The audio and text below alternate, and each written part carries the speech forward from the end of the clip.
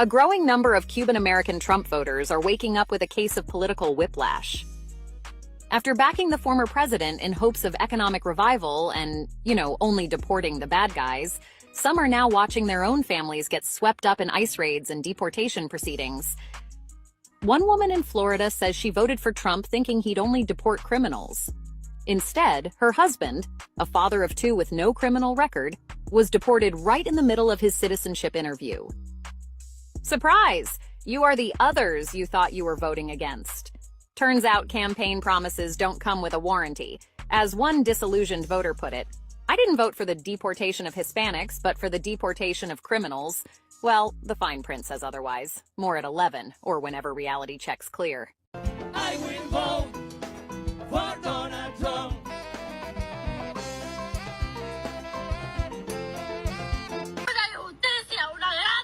Almost 50,000 Cubans from the Miami area in Florida are facing deportations. That's because thousands of those Cubans filed for political asylum and were granted political asylum, except they went back and visited their homeland of Cuba. Well, the big deal is that when you file for political asylum, you're declaring that your life is in danger in your home country. And by these Cubans going back to Cuba to visit, that means that the entire process of the political asylum was fraud. The application asked for political asylum seekers to give detail of why they can't go back to their country, why their lives are in danger in their homeland. And Cubans gave those statements that their life was in danger if they ever went back to Cuba. So going back to visit Cuba after you've been granted political asylum indicates that these Cubans have been granted political asylum based on false information. Now, it's no secret, Cubans played a huge role on the re-election of Donald Trump. And a lot of them feel let down by this administration because now they're being sent back home. So I'm going to ask all the Latino community, and I will do the same, to please hold a moment of silence for the thousands of Cubans who now are going to be forced to go back to the island. So anyway. Good morning, my little warriors of democracy. How are we feeling today? We should be feeling good. We should have a little natural high going on. I think we won every single seat except for the city of Miami because that is going into a runoff. And guess what? It's between a Democrat and a Republican in Miami. So that is a great sign. And I think we need to put a lot of work and effort into that race in Miami. Sorry, Ken Russell, we love you. You were number 3 though. Now, last week I made a video talking about the Orlando Commission race for District 1. And that this man, who is the Republican, even though it's a nonpartisan race, wanted you to know that he was the last Republican standing. The only one. Literally the only one. And he's gone. And he's gone. Because my friend, Tom Keene, won that seat. Thank goodness. And I'm going to tell you, Tom Keene actually put in the work and effort. I'm glad I don't have to see his people anymore in the red tent in the freaking public shopping lot. Those boomers that wear those MAGA gear. You lost. I told you, Lake Nona is becoming bluer by the second. If you don't see this as a referendum on the Republican Party, I don't know what is. Stay blue, my friends. Stay blue. And congratulations. At Little Havana's Domino Park, fear among those we spoke with about the possibility that in just days, those who benefit from SNAP, a federal assistance program, might not get the benefits in November because of the government shutdown. Enrique Gonzalez, who's 79 years old, says he benefits from SNAP. $128 a month helps him a lot.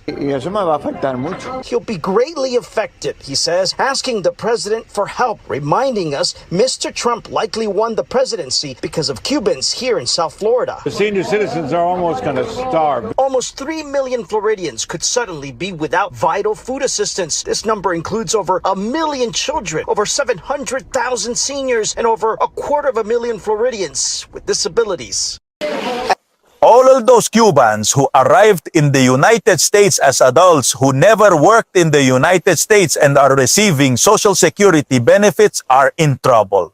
The Donald Trump administration just announced that it will cut more than 50% of their benefits because they did not contribute anything in the United States. And the worst of all, many of those people are the ones who voted for Trump, and their children voted for Trump, and their grandchildren voted for Trump. Now, all those elderly people who came from Cuba at 60-something, 50-something, 60-something years old, never worked here and took benefits created by the Democrats for people who arrive over 65 years of age are really going to be in trouble. And now Trump is going to cut it by 50% because they didn't contribute anything in the United States because they never worked in the United States. And do you want me to tell you something? I feel sorry for them, but that's why you voted to cut benefits for the shameless, right? Those shameless ones. So now you, the elderly who came over 65, who are Trump's shameless ones, will have their benefits cut by 50%. I imagine that now the children and grandchildren who had them living in their little apartment from Plan 8 in their house separately, and they could buy their yacht, could have their nice trucks, and could take their nice vacations because they didn't have to contribute a cent to support their parents or grandparents. Now they will have to face it again as God intended, supporting their relatives who didn't lift a finger here and are receiving benefits without having worked a day in the United States.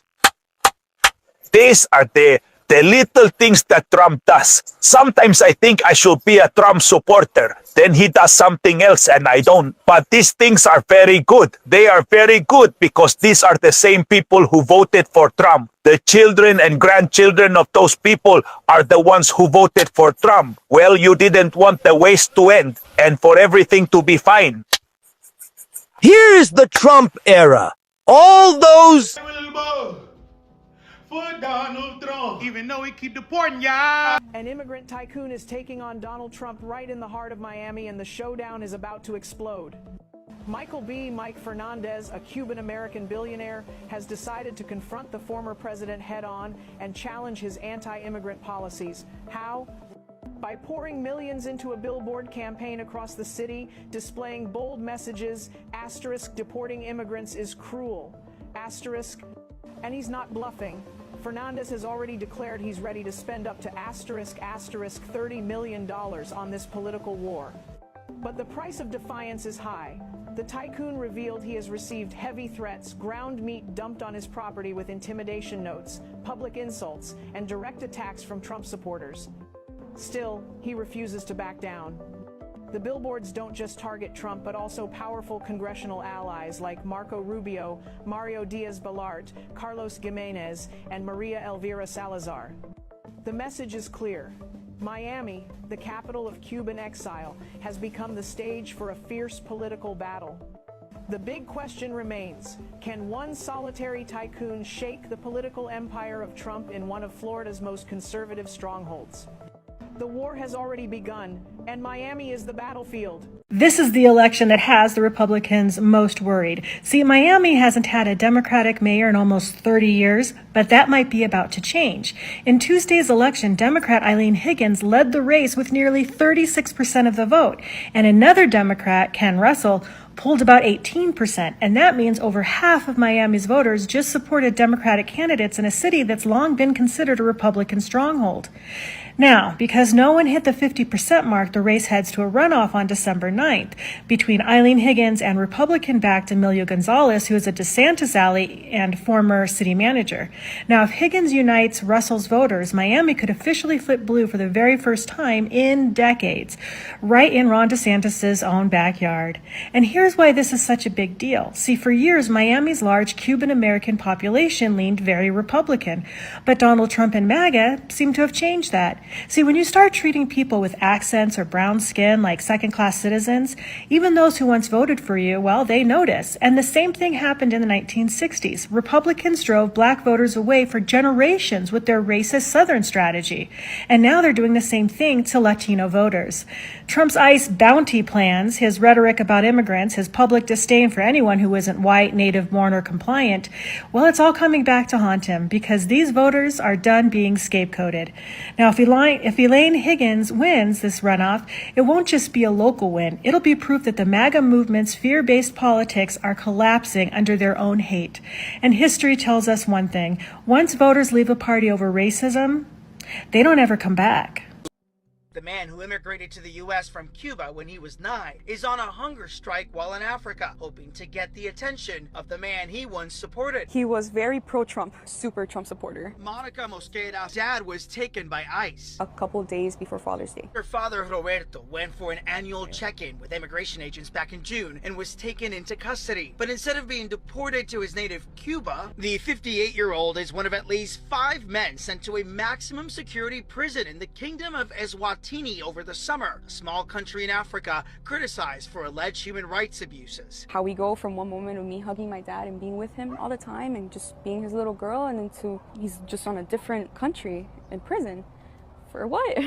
He did his time years ago. The Department of Homeland Security highlighted Roberto Mosquera as the worst of the worst, stressing he was a convicted murderer. It's kind of messed up that you guys are labeling my father as a murderer. We found Mosquera has a lengthy criminal record in Miami-Dade, and it shows he was convicted, not for murder, but for attempted murder back in the 80s. He spent years getting his life back on track. He is a plumber. Very, very hardworking. His attorney adding now his life is on the line. Monica tells me she's very concerned about her dad in this hunger strike. She hasn't heard from him in over a week. His attorney alleges not only is this against international law, you have a man in a prison on no charge. So this is a crazy story. Imagine you get deported, but you get deported to the wrong country. Now, I don't know if his hunger strike resulted in Donald Trump doing anything, because I don't think he knows who you are. But yeah, some of y'all Cubans in Miami, I know how y'all roll. So, you know, good luck, I guess. You are on a wet farm, okay? What? You say what? When you pick a tomato from the farm. No, I don't fucking farm a guy like you. You're marketing because you live in Florida, no? These are the Cubans that voted for Trump. They're fucking racist. They're hypocritical. Because him himself, he came through the border. Illegally, he crossed over, but thankfully he had wet foot, dry foot. And then a year and 1 month later, he applied for his residency, and he applied for the Cuban Adjustment Act that was given to him by Democrats. But then he goes ahead and he votes against his own interests. When right now you have Donald J. Trump taking away and deporting Cubans. And he's fine with that. Because he feels that he's superior than everybody else. He feels that he's a gringo. That he's accepted by the MAGA cult. But at the end of the day, if it were up to them, you wouldn't be in this country. You fucking piece of shit. And I'm sorry on behalf of the Cubans that are like this. I truly am. All right? But not all Cubans are like this. I just want you guys to know that. But the ones that voted for Trump, unfortunately, yes, they're like this. Let's go show him how you guys feel about this. His username is Otto Bagadi on TikTok. His name is Ariel Medina. Go figure, Ariel. Let's go say hi to Ariel.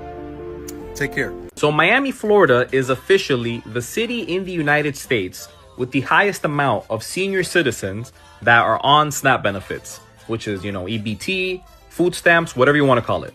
The Republicans control the House, the Senate, the Supreme Court, the presidency, every single lever of power in this country, right? And if no agreement is reached to reopen the government very, very soon, next month in November, 42 million people in this country are at risk of no longer receiving food stamps, EBT, overall SNAP benefits, right? That includes senior citizens, that includes children, that includes people with disabilities, that includes just low-income people overall, right? And it's pretty sad and at the same time ironic that here in Miami is where we have the highest level of seniors in the entire country that are on these kinds of benefits. Because on one hand, it's really, really sad and messed up that someone that has worked 20, 30, 40 years in this country, that has earned their retirement benefits, right, can no longer receive them because of a government shutdown. You know, with the cost of living in Miami that's extremely high, the economy in general that's terrible, it's unfair for seniors to not have that assistance to be able to at least eat dignified every single month. But on the other hand, Donald Trump won the election in Miami-Dade County with 55% of the vote. Numbers don't lie.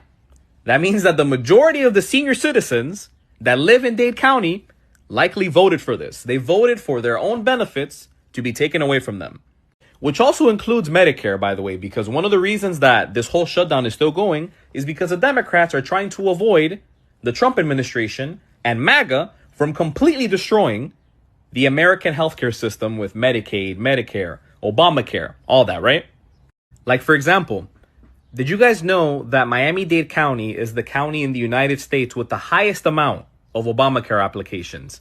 Specifically, nationwide, the areas in this country where the most amount of people enroll for Obamacare is Doral and Hialeah. Again, the same people that went diehard for Donald Trump are the same people that are going to be the victims of his policies. Let me know what you guys think. Can Florida flip blue?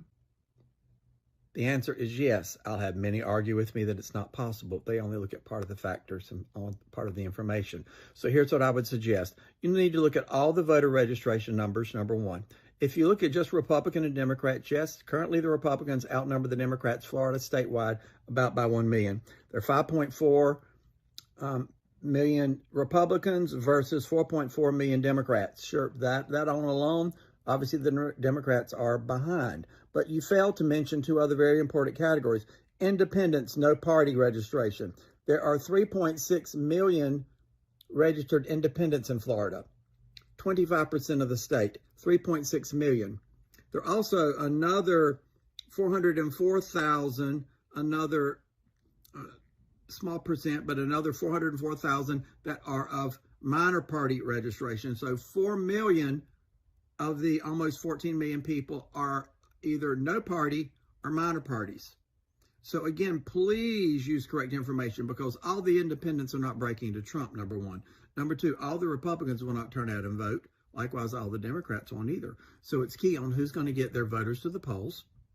And it's key on how both the independents, which are 3.6 million, more than enough to make up the 1 million difference in Democrat and Republican, and another 400,000 minor party candidates, how they vote, do they turn out, what do they think?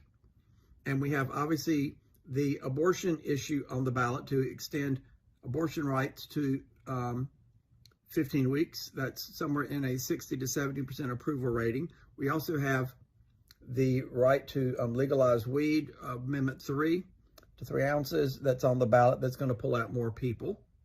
And recent experience in Florida has not broken well for the Republicans. It's all been for the Democrats.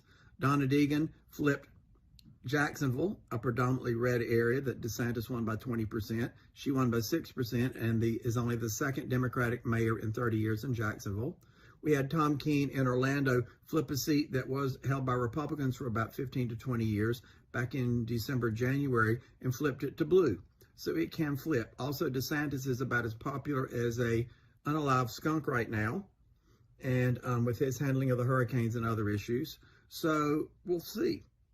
Is it possible? Certainly it's possible. And then lastly, Taylor Swift is going to pull out more people, and Doug Emhoff, the second gentleman, is going to be in Broward County this Wednesday for a large rally. The date, the location has not been specified yet, and also for a fundraiser in Miami, also on Wednesday the 23rd. They would not be wasting them coming into Florida if it wasn't possible to win. Lastly, Broward County, the reason they're coming here is Broward County is the bluest of all counties in Florida. Several 100,000 vote advantage to the Democrats. Likewise, Miami-Dade is very important too, and there is a Democrat advantage there, even though I know you all think it's not. There is. Likewise, Palm Beach, likewise, is blue. So again, we'll see. Is it possible? Certainly it's possible. Can I guarantee who's going to turn out to vote? I cannot guarantee it. And the last thing I will say too, many women, even if they are in a MAGA household, are not voting for Trump. Now, they're not going to say anything publicly about it. They're not even going to tell their spouse about it, but they're going to go in that ballot booth, and many of them are going to pull the lever. They're going to mark the box. They're going to dot it depending on what is appropriate in each of the various counties, however they vote. And they're not all voting for Trump, I promise you. They're not going to say anything about it because they don't want to have the MAGAs go after them. But they're not all voting for Trump either. And Nikki Haley did take 20% of the vote in Florida. Even after she dropped out, they didn't like Trump either. There are a lot of never-Trumpers here that are Republicans. We'll see. Based on sheer numbers, if you don't count all the numbers, doesn't look good. But if you count all the numbers, it looks pretty damn good. About like back in 1974, which none of y'all remember, but I grew up in North Carolina, and Carolina was behind Duke at Carolina, final game of the season. With 17 seconds to go, they were behind 8 points. No three-point shots, anything. They basically steal the ball, do all kinds of miracles. They score 8 points in 17 seconds, put the game in overtime, and beat Duke. So this game is far from over with. Far from over with. The voting starts tomorrow in Florida, 7 a.m. to 7 p.m. for the next 13 days for early voting. So vote, and we'll see what happens. I can't predict who's going to vote, but can it flip blue? Sure it can. And Debbie Mukersall-Powell can beat Rick Scott. She's in the margin of error to do that right now, and we'll see how those ladies break. Can't believe they're all crazy Rick Scott fans. Not the Medicaid Medicare fraud king. Nope. So we'll see what Florida does. Okay, I have a question for everyone who lives in Miami, South Florida area. If you do not live in the South Florida area, keep swirling. Okay, now that they're gone, I want to know what happened. Why do the Cubans and Colombians here hate the blacks so much and make it blatant obvious? Like, I do not understand. When I'm in Cali, different Latinos, but me and the Mexicans, great. New York, Puerto Ricans, Dominicans, blacks, great. In South Florida, oh my God, the Cubans and Colombians go out their way to be rude, nasty, and racist to us, and I don't understand it. And of course, I'm not saying all. Don't ever get it confused. I'm never saying all. I have some really close friends that are Cuban, love them to death. But the majority is wild. Like, it's so weird to me. And there's so many Afro-Cubans. So I'm like, do you guys treat the Afro-Cubans like this in Cuba? Like, how is this going? Like, they go out their way to be rude, nasty, and racist and let you know in their face. They're damn near worse than the white people that are racist. I'm like, what are we doing here? Like, I have a homegirl, love her down. She's Cuban. She looks more like a lighter complexion Cuban, but she has like 4C hair. And she even tells me how hard it is for her family. Like, oh my God, it's embarrassing. Straighten it. And I'm like, why? But like the other day, I was staying like an hour away from my house in South Florida, so I decided to get a hotel because I didn't feel like driving an hour was going to be at night. Guy at the front desk, so rude, nasty to me. Check-in's at 3. It's like 2:50. I see a Latino woman in front of me check in, and after me, let somebody check in. Nope, you better wait. Blah, blah, blah, blah, blah. And you can't lay on the couch. You can't do this on the couch. I'm like, sir, and I literally just like lean on the couch on the pillow to wait, like on the armrest. I'm like, okay. Then in the middle of the night, I come down to buy something from the store in the hotel. He's like, the store's closed. I'm doing inventory. I'm like, oh, okay. Well, I can wait. How long will it be? All night. You mean to tell me the store's closed all night? Really? 10 minutes later, I'm in the hallway getting some ice. I see a Hispanic man and woman coming in with drinks. So where you guys get it from? Oh, the store downstairs. I said, he said it was closed. Oh, yeah. He just took the rope off and opened it for me because it was just a rope. I'm like, what? Like, and that's just a small thing. I mean, it happens every day. The other day, I'm in Walmart, self-checkout, bringing out stuff. And mind you, I'm bringing out stuff for work. So I got like a lot of little candies and gum, little cheap stuff, like $1 or $2. And the lady's watching me. I can feel her burning into my back. Mind you, it's like eight self-checkout. She don't think anybody else. I'm the only black person there though. Next thing I know, she runs to the door. I want to check your bag. I said, no, why? Let me check. So she's trying to count every little thing. And I have like 30 little things. All of them are $2 or less. She's kind of I think you missed one. I'm like, nope, it's right here. And then I did 2 separate transactions. So I know she's pissed now. But I'm like, and then another lady comes to the door, another Spanish lady, and she's like, no, you're not doing this to her. You guys kill me every time I come in the store. You guys treat black people bad. My baby's father is black. We're not doing this. And they start arguing in Spanish. So I appreciate her standing up for me, but why do you have to? Mind you, it's a lady to the right of me, a Hispanic lady.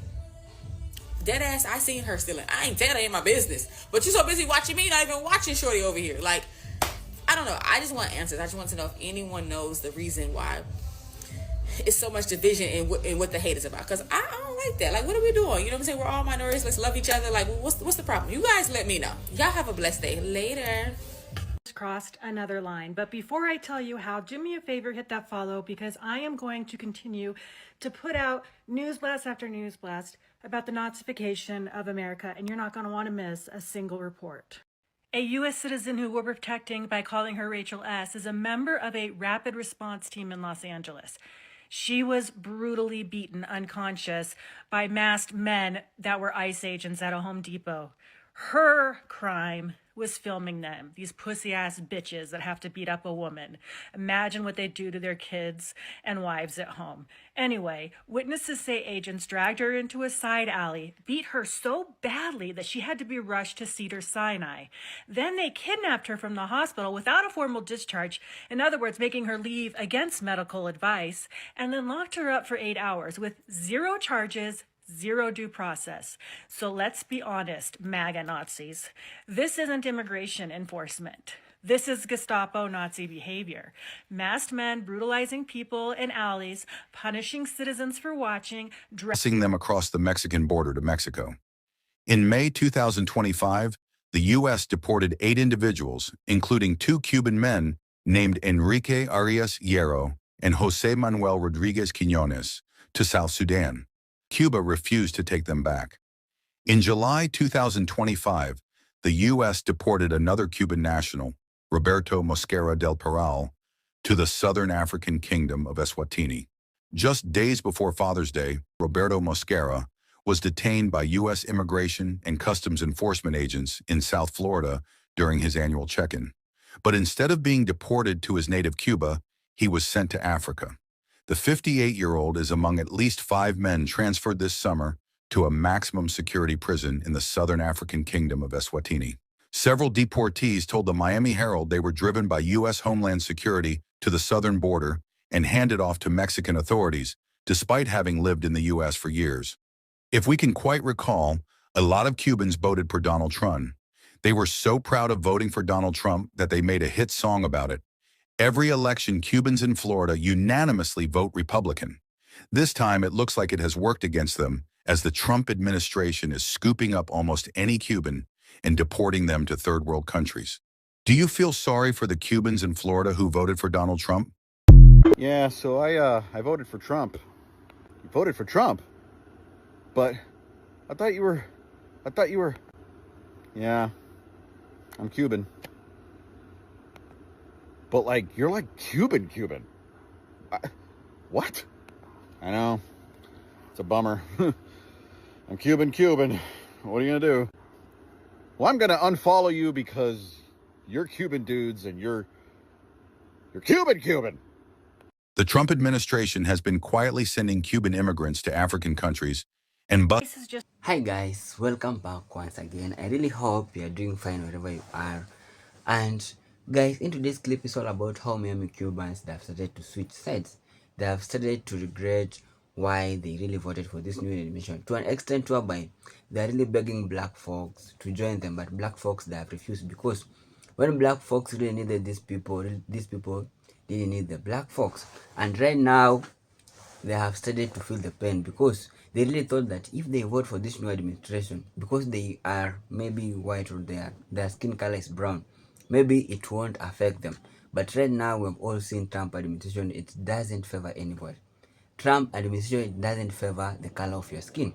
Whether you are black, whether you are a Cuban, whether you are Latino, whether you are a white person, the policies is just affecting everybody. And these people, they are just getting what they voted for, because right now they are really crying out for help of how they have their families are being separated by ICE agents. We have all seen how ICE agents is being deporting these Latinos, these Cubans back to their own countries. We have all seen how a lot of black people that they have started to stop buying goods or products from their shops. Those who really were depending on them, they are now being deported. And right now, they have started to beg black people for forgiveness. They have started to beg blacks so that at least they can join blacks. But black folks keep on moving on regarding these folks. They are who we thought they are. These people, they started showing racist to black people because they saw the skin color of their body. But right now, the Trump new policy is just affecting everybody. most especially they are losing their loved ones. Their loved ones are being deported by ICE agents back to their own country.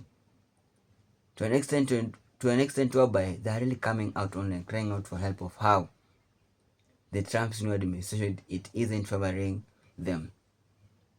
They are switching sides because of this new administration, but they are the ones who voted for this. They are the ones who voted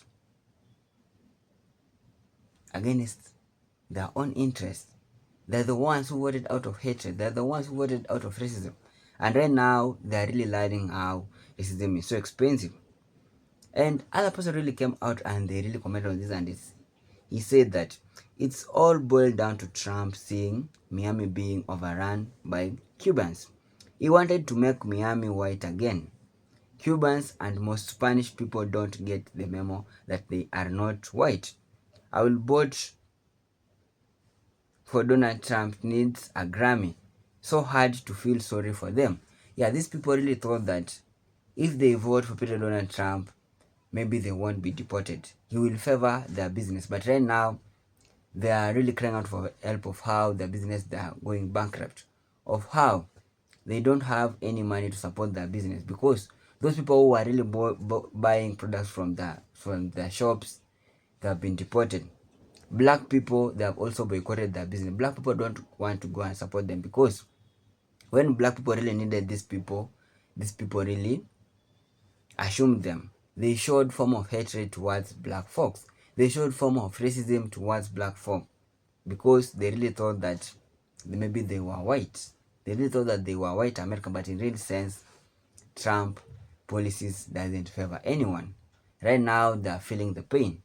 Right now, they have started to regret to an extent whereby they are switching sides. Right now, they are crying out for help of how Trump's betrayed them.